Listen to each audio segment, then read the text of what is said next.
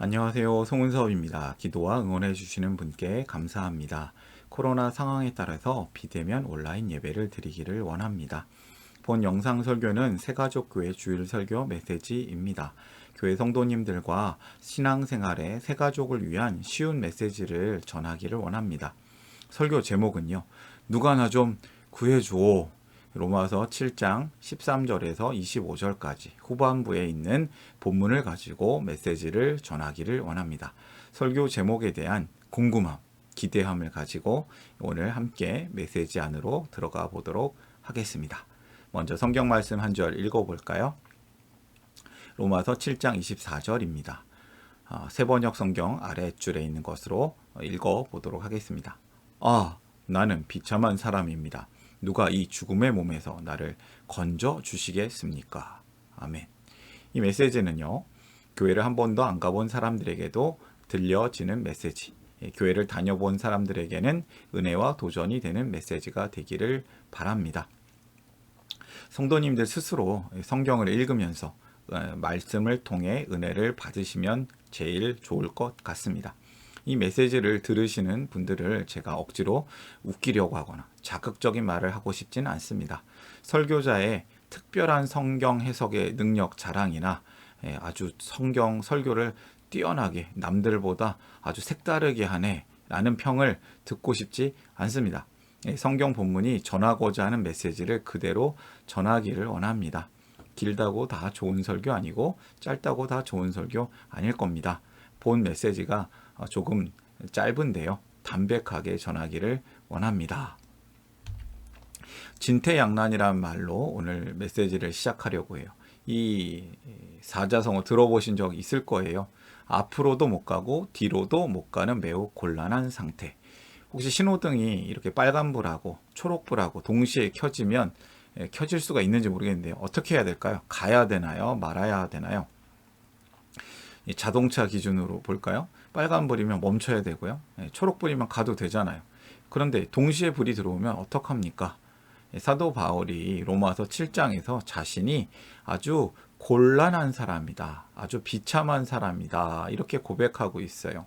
왜냐하면 선하게 살고 싶은데 자꾸 자신은 선한 일을 안 하고 악한 일을 행하는 모습을 깨달았기 때문입니다. 나는 곤고한 사람이다. 비참한 사람이다. 아주 난처하고 답답한 사람이다. 이렇게 답이 없어 보이는 문제에 직면한 인생에게 하나님께서는 답을 주십니다. 그 하나님께서 주시는 답이 바로 복음입니다.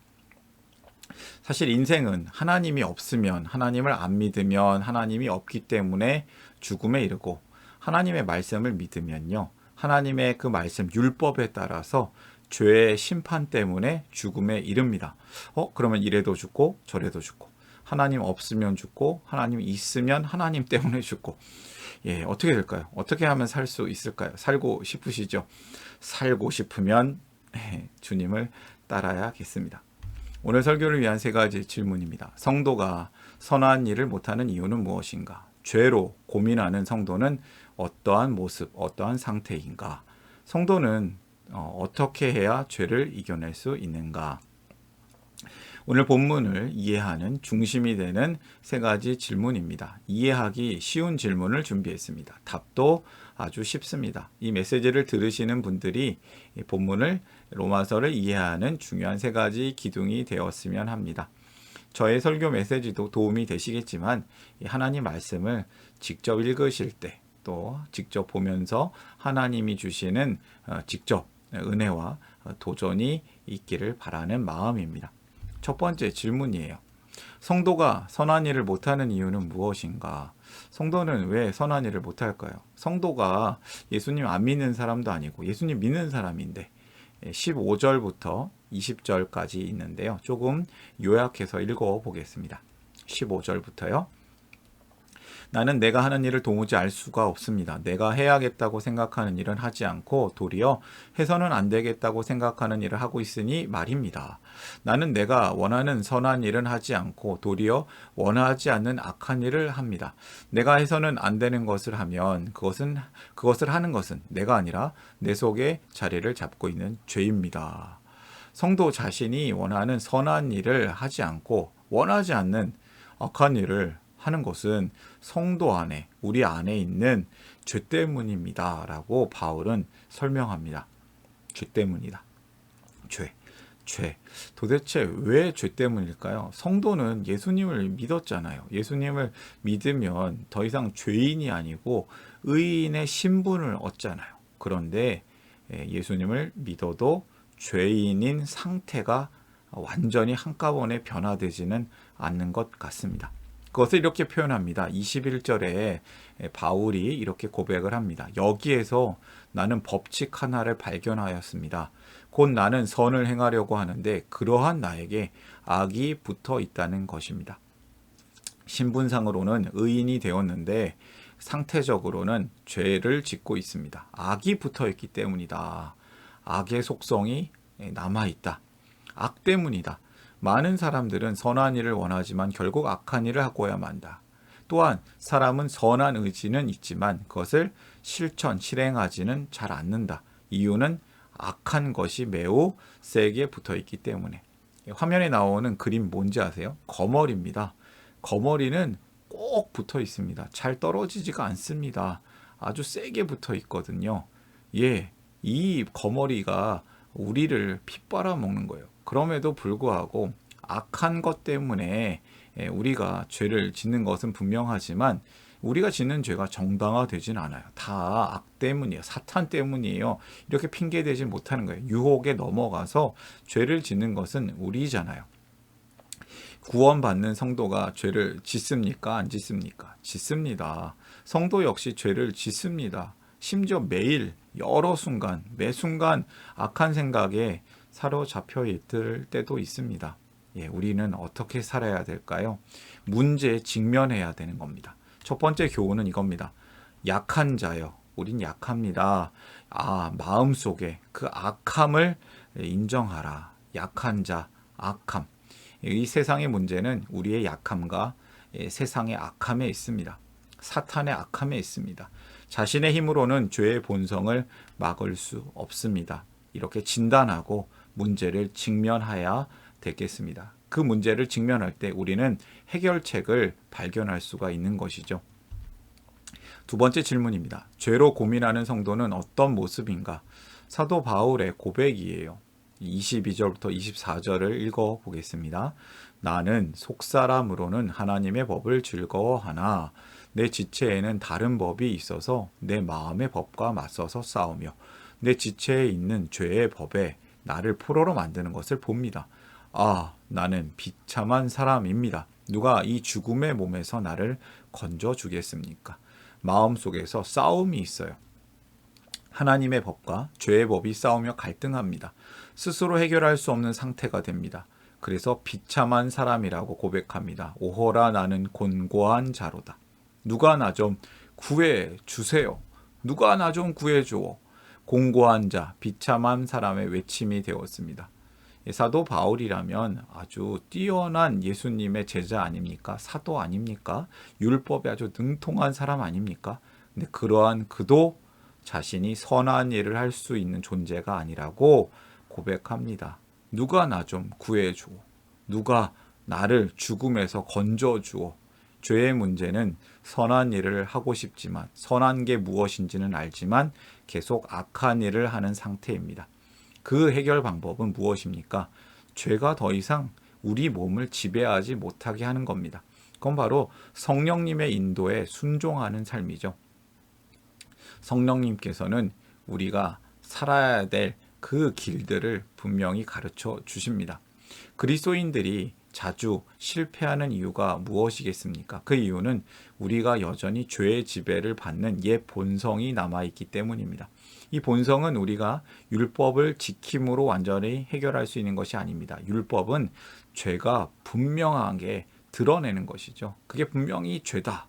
그런데 율법 때문에 우리가 거룩해지지는 않습니다. 우리는 우리 자신의 힘으로는 우리 안에 거하는 죄의 본성을 제어할 수 없다라고 인식해야 합니다. 그러나 우리가 성령님께 순종할 때는 그것이 가능해집니다. 우리 안에 있는 죄의 지배를 받지 말고 성령님의 인도하심, 성령님의 지배를 받는 성도가 되어야겠습니다. 물론 우리 안에 성령님이 계시려면, 우리 안에 성령님이 인도하시려면 전제 조건이 있죠. 그것은 다음 질문에서 얘기하도록 하겠습니다. 두 번째 교훈입니다. 비참한 자여, 곤고한 자여, 성령님께 순종하라. 자신의 힘으로는 안 되지만 성령님의 인도를 받을 때 해결됩니다. 하나님의 법을 따를 수 있는 것이죠. 마지막 세 번째 질문입니다. 성도는 어떻게 죄를 이겨낼 수 있는가? 25절을 읽어볼까요? 우리 주 예수 그리스도를 통하여 나를 건져주신 하나님께 감사를 드립니다. 그러니 나 자신은 마음으로는 하나님의 법을 섬기고 육신으로는 죄의 법을 섬기고 있습니다. 하나님께 감사합니다. 왜냐하면요, 예수님을 통해서 나를 구해 주셨기 때문에, 나를 완전히 건져내 주셨기 때문에, 이것이 답입니다. 성도는 오직 예수님을 통하여서 구원하신, 건져주신 하나님을 믿을 때만 죄를 이겨낼 수 있습니다. 제가 좋아하는 찬양이 있는데요, 이 강명식 선생님이 만든 승리라는 곡이에요. 이 찬양 가사가 너무나도 좋은데요, 감동적이에요.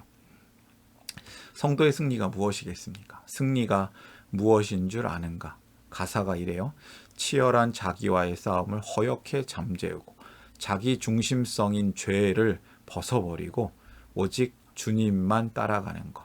내가 왕이 아니라 주님이 왕이 되시는 것. 내 인생의 주인이 주님, 예수님이신 걸 고백하는 거죠. 오직 주님만 따라가는 것.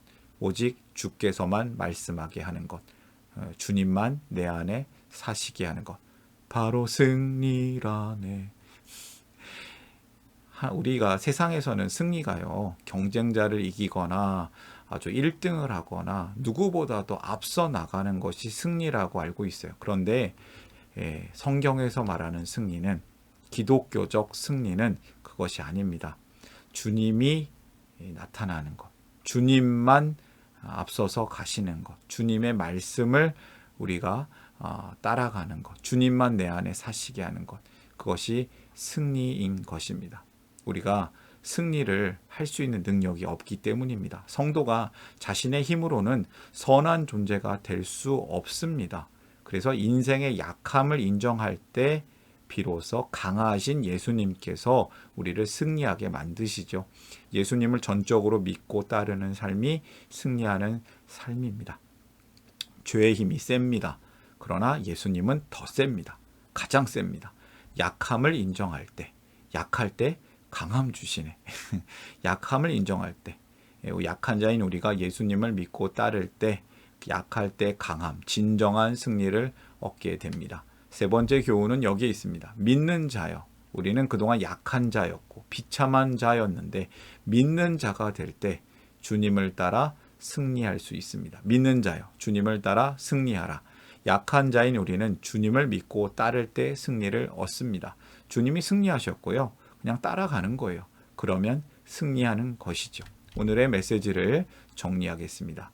약한 자여, 마음속에 악함을 인정하라. 우리의 죄의 상태, 죄의 본성을 인정해야 합니다. 그래야 예수님께 나아가는 것이죠. 자신의 힘으로는 죄의 본성을 막을 수 없습니다. 두 번째, 비참한 자여, 곤고한 자여, 성령님께 순종하라. 자신의 힘으로는 안 되지만 성령님의 인도를 받을 때 해결됩니다. 성령님이 우리 안에 계시려면 예수님 믿어야겠죠. 세 번째요, 믿는 자여, 주님을 따라 승리하라. 이게 가장 중요한 메시지입니다. 약한 자인 우리는 예수님을 믿고 따를 때 진정한 승리를 얻습니다. 우리가 예수님 안에서 승리를 얻어 살아나고 예수님과 함께 살아내고 예수님과 함께 다른 일을 살려내는 축복의 통로로 살았으면 합니다. 그것이 승리의 길 아니겠습니까? 오늘의 설교의 메시지의 결론입니다. 마음속에 악함을 인정하라. 성령님께 순종하라. 주님을 따라 승리하라. 누가 나 좀 구해줘. 이렇게 하나님께 외치면 하나님께서 우리를 구해 주십니다. 예수님을 통해서 우리를 구해 주십니다.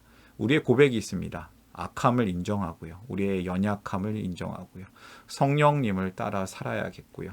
무엇보다 예수님을 믿고 따라가면서 순종할 때 승리하는 삶을 사는 것입니다. 저와 여러분이 승리하는 인생이 되기를 바랍니다. 승리하면서 많은 사람들에게 그 승리를 또 전하고 축복하고, 그러면 우리에게 하나님이 주시는 그 은혜가 넘칠 겁니다. 이 메시지를 보시는 저와 여러분들이 함께 하나님 주시는 은혜와 평강이 가득하고 넘치기를 바랍니다.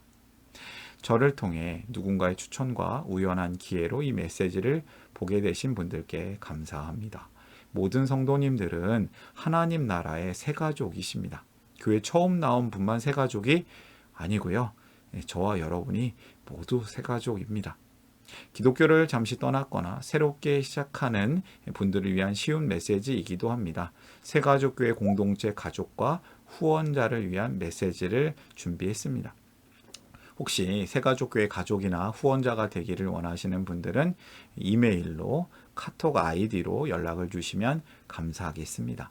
제가 부족하기 때문에 설교 메시지에 오류가 있을 수 있습니다. 알려주시면 겸손하게 배우고 다음에는 고치도록 하겠습니다.